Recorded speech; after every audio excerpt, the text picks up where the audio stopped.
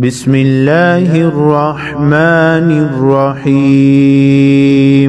لم يكن الذين كفروا من أهل الكتاب والمشركين منفكين حتى تأتيهم البينة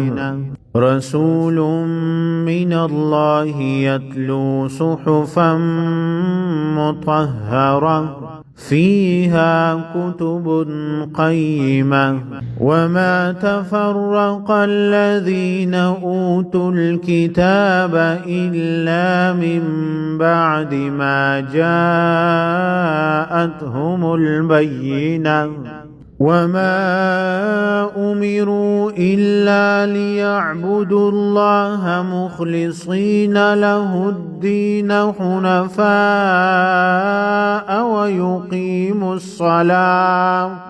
ويقيموا الصلاة ويؤتوا الزكاة وذلك دين القيمة إن الذين كفروا من أهل الكتاب والمشركين في نار جهنم خالدين فيها أولئك هم شر البرية إن الذين